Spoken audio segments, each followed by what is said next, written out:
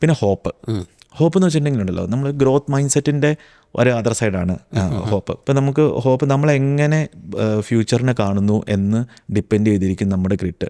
ഇപ്പം നമ്മളൊരു പെസിമിസ്റ്റ് ആയിട്ടുള്ള, അല്ലെങ്കിൽ നമ്മൾ ഒരു മുന്നോട്ടുള്ള കാര്യങ്ങളൊക്കെ ഡൗട്ട്ഫുള്ളായിട്ട് കാണുന്ന ഒരാളാണെങ്കിൽ ഒരിക്കലും ഗ്രിറ്റ് ഉണ്ടാവില്ല. കാരണം അടിഞ്ഞ് വരുമ്പോഴത്തേക്കും പോക്കാം അടുത്ത അങ്ങനെ പറയുന്ന ആൾ. പക്ഷെ നമ്മൾ ചിന്തിക്കണം, ഓക്കെ ഇതൊക്കെ എൻ്റെ പ്രശ്നങ്ങളാണ്, ഞാൻ മുന്നോട്ട് പോകുമ്പോൾ ഞാൻ ഓക്കെ ആയിരിക്കും എന്ന് പറയുന്ന ആൾക്ക് ആ hopefulness is very important for grit.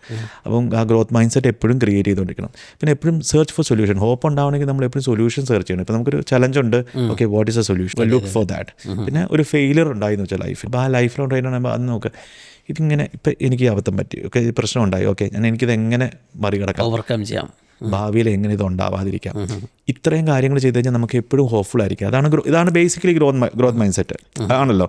അപ്പം ആ ഗ്രോത്ത് മൈൻഡ് സെറ്റ് എപ്പോഴും മനസ്സിലുണ്ടെങ്കിൽ നമുക്ക് എപ്പോഴും ഹോപ്പ് ഉണ്ടായിരിക്കും.